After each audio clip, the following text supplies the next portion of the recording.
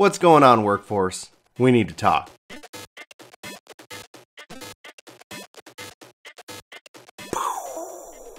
That was my mind yesterday, and I'm sure all that news is highly overwhelming. We had May 31st, the day that the embargo was released.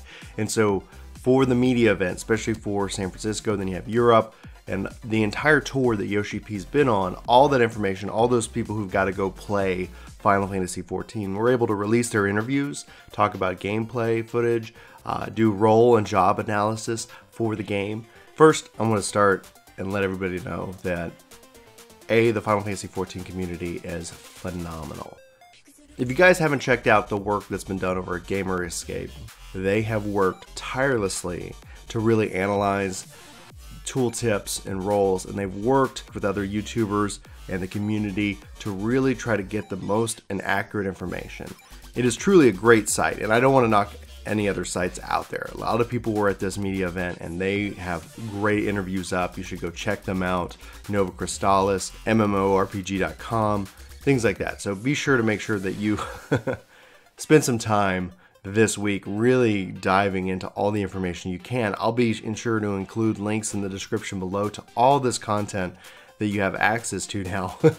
And it's truly overwhelming. But being, a little bit behind the scenes, seeing just how much this community, especially at Gamerescape, cares about the game and giving everybody the best information possible, being that it's still in development, it's truly a great thing to see. I would highly recommend you guys go check it out. If you haven't read their write-ups, their interviews, their role analysis, they're truly great. You can find them on Reddit, or you can just find them in the links below. So I just wanted to share that. It is truly a group of fans of Final Fantasy, and especially Final Fantasy XIV, and they've been doing this for a long time. So last bit of news, that we've got the Aetheryte Radio podcast coming up on June the 3rd. That is this Saturday.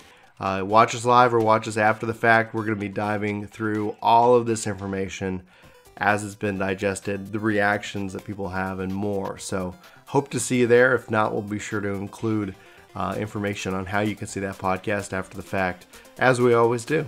But let's just dive into this thing. Shout out to anybody who bought a t-shirt. Thank you guys so much. We're going to be having a new t-shirt going on sale sometime here in the next week or two.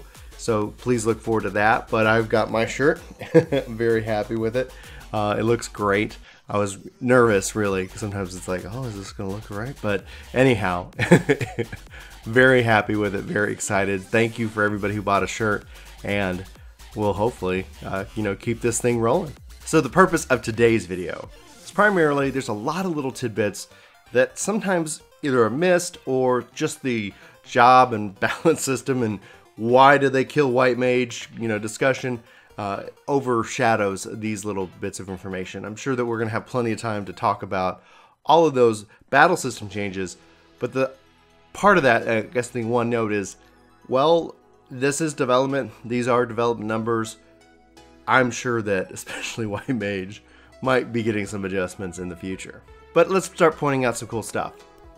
There appears to be a new map. Now, so if you look at this screenshot here, it shows Phandelin and all the different Aetherytes, and the little paths that are connected to it. If this is correct, you should be able to jump between zones very easy and see how things line up. And you can even see quests, even in areas that you're not in. I don't know if anybody's noticed that. Showed up on Reddit. I thought it was cool. Obviously development, don't know if it's going to be in the final build, but this is a huge improvement, and hopefully it helps whether you're new players or as these zones get bigger and bigger, kind of blurring the lines between those zone lines. Another thing that looked pretty interesting, and if this is true, it looks like you can see enemy cast times showing up just in the enemy list. Right now you can see it obviously on the target bar, but in the enemy list, tanking or whatever, you can see those cast times.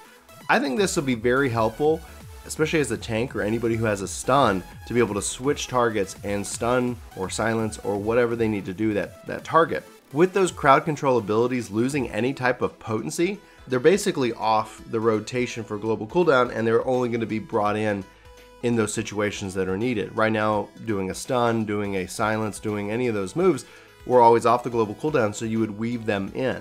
That's going away, and so because then they're not going to provide damage, they're just going to be there for those type of situations. So I don't know if crowd control and those type of abilities are going to be more important in 4.0, but it's appearing so. We'll have to wait and get into the battles and see, A, how bad does it hurt, and then B, do players recognize they need to spend that time now and focus in on crowd control. This might also have an impact on all previous content as well, because the battle system doesn't just change from 60 to 70, it's global, so we're going to see how that plays out. So Tormented Dragon actually on Reddit posted some of these tidbits that I'm going to list here, and so I'm going to include a link to his post on Reddit in the description below. He's got a couple of things, but I wanted to post a few things that were interesting to me. So first up, let's talk about PvP. So they were saying that they were really trying to plan for a new PvP mode in 4.05, basically that mid-patch between the major patches. But because of the work on Stormblood and everything like that, the new PvP mode is shifting to 4.1. Now, we've got Frontlines and we've got the Feast, and it looks like they've completely removed the Fold, which I think is a good move. They've kind of consolidated that. But the new PvP mode appears to be something along two teams, large scale, battling it out. So it seems like there might be some kind of attack and defense, some kind of siege. You got cannons, you've got mechs, you've got all of the stuff that they've kind of talked about now as a part of this interview. Does that sound cool? To me, it sounds really cool.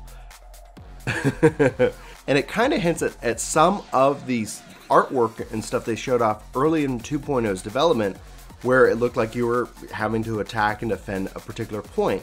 And that's what they, what we were calling Frontlines at the time, but Frontlines never really had that kind of siege element to it. It was always kind of the three grand companies fighting. But the fact that this is Team A and Team B, most likely one person defending, one person attacking, it seems really exciting. And along with the other PvP changes themselves, this seems like it could be something special. I hope it is. I hope that they take their time and do it right. So PvP is starting at level 30 now, and the nice thing is that because of that, free trial players will be able to participate in it, but they won't be able to participate in the ranked matches. At least they'll be able to get a taste for the new PvP on their free trial, which has been something that they've never had access to before. The really cool thing here is that you can level up through PvP. It's one of the requests that we've had. I know a lot of people will say, well, great, now you're going to have more people who don't know how to play their jobs. It's a problem we have today. It's going to be a problem that people have no matter what. The nice thing is that if you feel like leveling another tank, if you feel like leveling a healer, if you feel like leveling a DPS, and you feel like PvPing, you don't have to sacrifice one or the other. You can participate in content, just like the Palace of the Dead. This now opens itself up as a legitimate method for leveling up additional jobs. And lastly, it seems like Frontlines might be put on some kind of weekly rotation. This is pretty interesting to me, in that point, that much like Destiny, where you had kind of a weekly playlist, or you had, various things that would change, kind of giving a little sense of variety. It looks like that might be what's coming to Frontlines in 4.0. Personally, I think it's a good idea. We ended up just doing Shatter a lot. I liked it a lot, and some of the other modes didn't seem to be as heavily used. The other issue was that they were also divided between level 50 and level 60.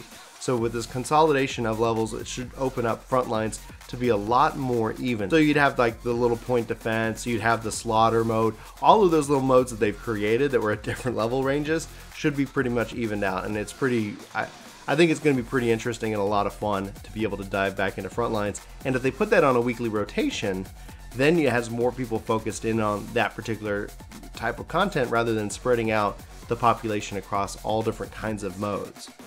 More cross-world stuff is coming. They've talked about it, so they're looking at Crossworld's friends list and Crossworld link shells. So for everybody here in the workforce, this is great news for us. If you're on our data center, Aether, then it looks like we'll be able to hopefully start to extend more communication in-game, so that way you don't have to be on our specific server. As they continue to blur those lines between servers, this is good news for everybody. Hopefully we're going to see it to where eventually those lines are non-existent, and then the servers and the entire data center itself is just like a mega server.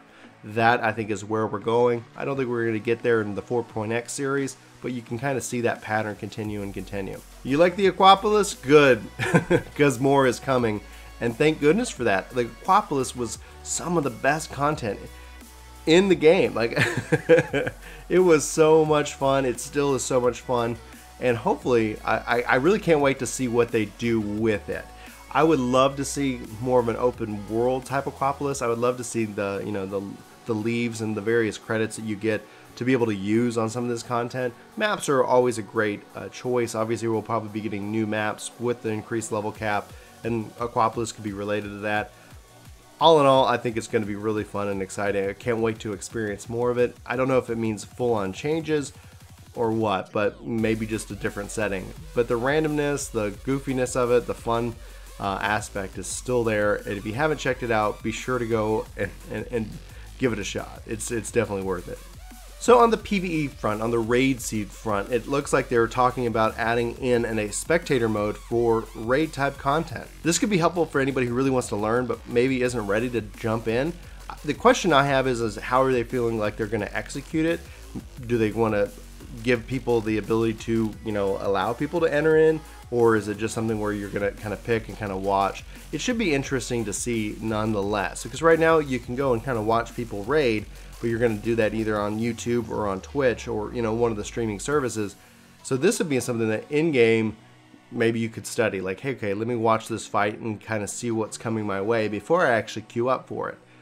Interesting thought. We don't know when we're going to see that just yet, but I think it's a pretty solid move. They say that the final battle with Omega is going to be something along the lines of visually impressive, just like it was for Bahamut in turn 13.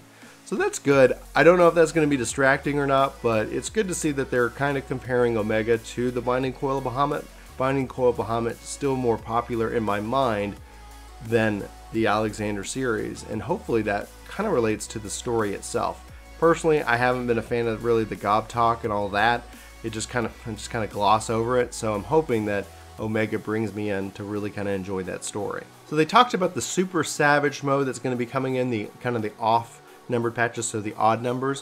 One of the biggest weaknesses of Final Fantasy XIV to this point is that the even patches always increased that difficulty, always had that new challenge, but that was always pretty much 6 months between that hard challenge. The odd numbers, the 4.1, 4.3, those patches are going to introduce a Super Savage mode. It sounds like this is going to be more focusing in on old raids and maybe taking a boss or two, who knows, but most likely one boss from those old raids and making it really challenging. Thinking, you know, along the lines of Ozma and all of these kind of fights that we've had in the past, and kind of reimagining those. They say it's going to be on the line of Binding Coil, Bahamut, kind of the phase 2 difficulty savage mode. So it's really difficult, really challenging, and I think this is a good thing, especially if you're always looking for that next challenge. And the fact is that now you won't have to wait between the even number patches to really kind of have that level of difficulty. Yoshi-p does go on to say that, you know what, if it's too hard, don't whine about it, don't cry to him about it. I honestly think there are going to be people out there who are going to just crush it. And, you know, it's going to probably be, you know, not just bragging rights, but, you know, there's probably going to be something there that's going to incentivize people to do it, obviously, not just the challenge alone. But I'd love to know what you think on this or anything that we discussed today in this video. There's just a lot out there. I would encourage you guys to go, if you haven't already, check out any of the videos that have been posted, any of the links in the description below. And give these people some love. Everybody's working real hard. Everybody has a real passion, not just for Final Fantasy, but just for making good content as well. So anyway, though, without making this video forever long, for Work to Game, my name's Brian. Thanks so much for watching this video, and we hope to see you in our next. But until then, I hope you have a fantastic week. Take care. Whoa! Thank you so much for watching. There should be another video like over here or there, or a vlog somewhere around here. And the subscribe button is below with the contact info. Here we go!